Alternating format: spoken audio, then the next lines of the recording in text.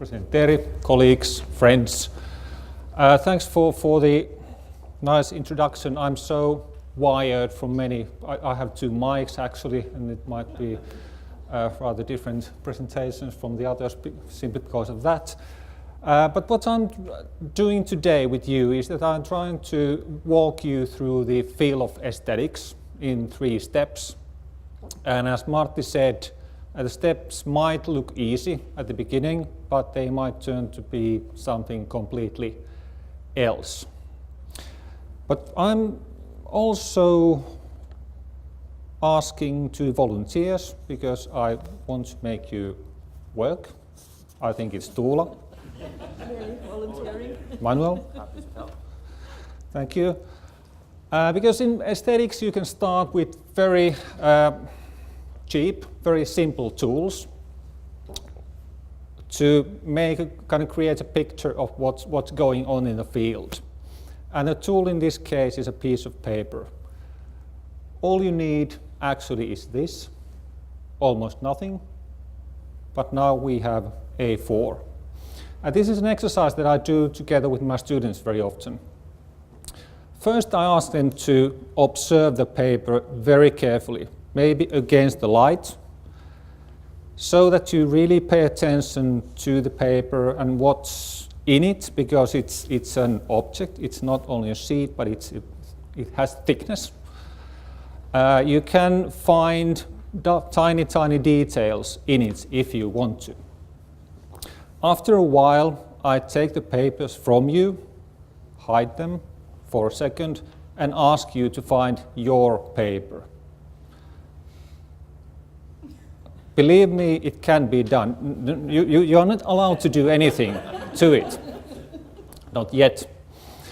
And as a matter of fact, you can have a group up to 5 students or so, and they always find their own paper because they are prepared to do that. And now let's try our students better or worse than our president. So which one is yours? Is this yours? What do you think? Let me check. That's an error. Okay. So probably after a while you would find your own paper. And I return to the issue of why is it so important to know how to observe in a second. But the next thing I ask my students to do is to manipulate the paper. I don't give them instructions what to do. I only give them one instruction: make the paper more beautiful as it was. And you can imagine that if I have 30 students, all of them do different things. Some start to color the paper, some start to fold it, some rip it, some make it wet, or something like this. The point is that they all have different answers to the question of what is a beautiful paper. And that's a very interesting issue and very difficult to tackle with them. So the third step, what I do with them, is to force them verbalize why they did the things that they did to the paper, and can they have an argument that my beautiful paper is more beautiful than yours?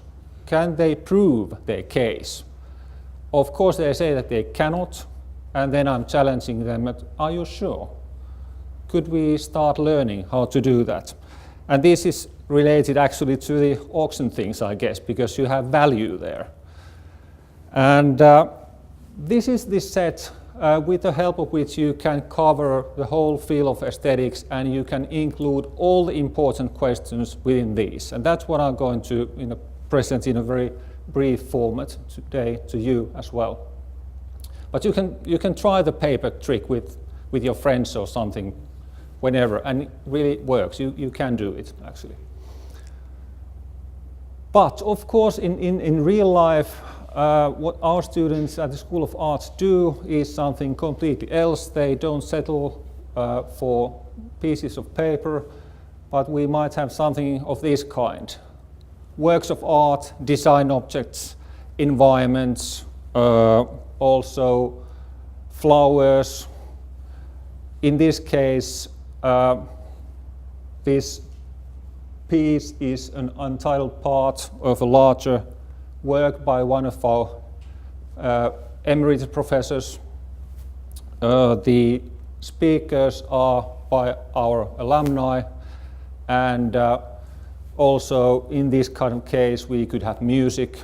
And actually the piece is, the environment is my living room, and we have different opinions, me, myself and my wife, whether, for example, Markus' piece is aesthetically rewarding or not. I think it's a great piece, Johanna doesn't. And I haven't been able to prove my case this far. So this is real life case where we should be able to tackle with our students. So if we start with observing, what is it all about? So many of our students think when they graduate that they have learned to see. They might not have learned to do many other things, but all of them say that they perceive better than they did when they started their studies. So what we try to do is that to teach them how to use their own senses, perceive things around them as carefully as possible here and now situations. And I guess at least in some auctions, for example, you have to do that if you want to buy a piece of art, for example, where you have to have the ability to make tiny differences. You have to be able to say whether this piece is a forgery, whether it's real, whether it has value of some kind, and why does it have it. So how does it actually happen, and what does it mean when we observe and perceive things? And this set of questions was the historical beginning of the field of academic aesthetics in 1735. I'm not going to go into the historical part at all, but there is the starting point for really folding out this set of questions. But this, of course, can be divided into several different kinds of issues that are very tough to solve, but interesting to ponder. Namely, what we teach, first of all, is practical skills to our students. How to teach them really to observe better, so that they see, they listen, they can listen, they can taste, they can touch better. And it can be done through several operations. I'm not going to go into that, but it can be done. My part probably is closer to the second thing, philosophical analysis. What does observing mean, and how does it differ from, say, measuring or logical thinking? And that's really interesting in Aalto University, where in some other fields you operate with measuring. You use mathematics, you use logics, but in observing you don't play with those tools in a sense. And I always try to discuss these things, especially with architects, that you need to master both aspects in order to make good designs for buildings, for example, or ships or whatever, in order to be successful in your field. But you have to understand the difference, because you cannot measure beauty, for example, in the same sense as you can measure some other things.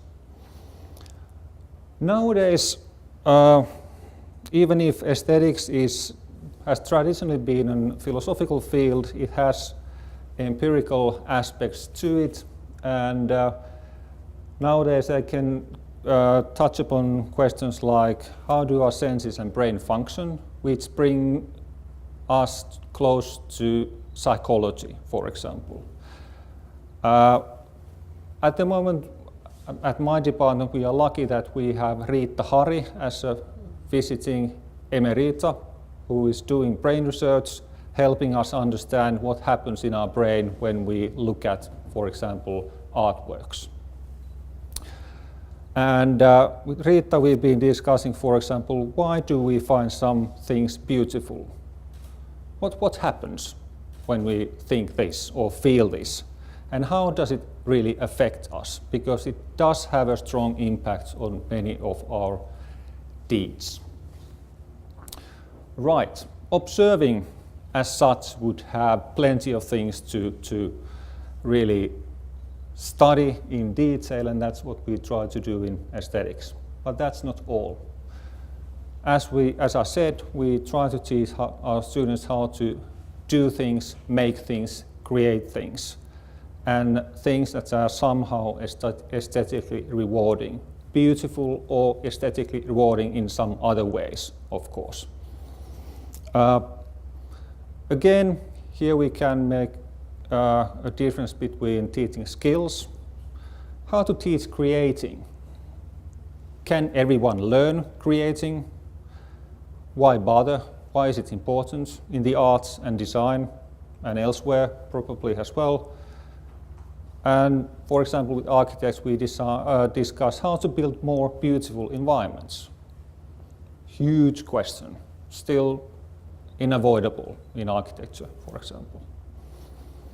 And again, my specialty would be perhaps in philosophy. What does creativity mean?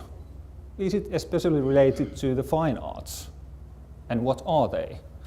Because in my school, there's an ongoing debate between art and design, for example. Are they the same thing, or should we make a difference? And if we make a difference, why do we do that? There are, for example, different funding models for different activities, and students need to understand whether they are operating in the field of art or design, for example. And there must be philosophical reasonings behind that. And again, we can create empirical research projects.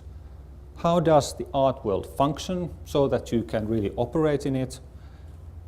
Again, we can compare that to auction markets, for example, perhaps. Or what goes on in artists' mind when they create things? Tough question. And all this is very important, I think, and Martti already referred to this direction, because we do believe that aesthetically good environments improve the quality of life. It's important for our health, for our well-being, and also for economy. And in this particular point, we often refer to Sweden, and we say that, okay, Swedes are doing all of this better than Finns are, and so on, and then we try to understand, is that really the case, and should we do something to it? But very simply, all of us want to live in a nice home. Nobody wants to live in a hole of crap. What else? Then we need to be able to verbalize what we do. Nowadays, it's not enough for our students that they are able to observe and do things with their hands or create things, make things. They need to have the ability to explain their solutions to funders, to buyers, to colleagues. Because many times, if we talk about contemporary art, it can be very complicated, has many different kinds of aspects to understand it better, and so we need to understand what to say, what to write, how to argue, how to prove, how to explain things in these areas as well. Very interesting question. If you, Tuula, say that, okay, my paper is more beautiful than Manuel's, can you prove that? And in what way? Can you learn to prove that? And what kind of, for example, empirical research you should do for that process? And if we think that it's not a matter of proving these things, so what do we do then? If we don't really think that these are truth conditioned claims, but something else when we say something is beautiful. What is that in that case? It might be something completely else. I'm personally very interested in bridging, observing, manipulating, and verbalizing. See how they are connected. How do we move from observing to verbalizing things? And also, I'm very interested in the question, how do we know whether we agree? Is it enough that we both say that, okay, I like, this is beautiful? How do we know that in our brains or our guts, same things are happening? And what does it matter? Again, as you can guess, we try to learn skills, how to learn to use and analyze language. We try to understand how does language work as a tool. It's a different tool than your hand. And we can really empirically analyze the language used in the art market or art world or design world. Very useful knowledge. My own goal at the moment is to combine verbalizing and something that I call meta-analysis. So I'm interested in analyzing the relations between different ideas about observing, manipulating, and verbalizing. I'm not for any particular type of them, but I try to understand how they work and how they are related. And at the same time, I try to verbalize and visualize those relations. And I give an example soon. And as I said, traditionally this has been a philosophical project completely. Aestheticians have been reading books, thinking in their living rooms, as I sometimes do as well. But nowadays it's possible to use more effective empirical tools as well. And what I'm trying to learn at the moment is to create database and online analysis on the field and state of contemporary aesthetics as an academic field. What does that mean? One example, done together with a colleague of mine from School of Business, actually, Johanna Brakke, one of the good sides of Aalto University that I wouldn't have been able to do anything of this kind before Aalto because, well, for obvious reasons. But together with Johanna, we simply tested a couple of tools for data mining earlier this year and published an article called Aesthetics in the Age of Digital Humanities, published in the Journal of Aesthetics and Culture, was perhaps in February or January. And simply the question was that if we look at the field of academic aesthetics in the Web of Science, which is one of the leading academic databases, how does it look like? Does the picture created resemble in any way the idea that I had in my mind after working several decades in the field?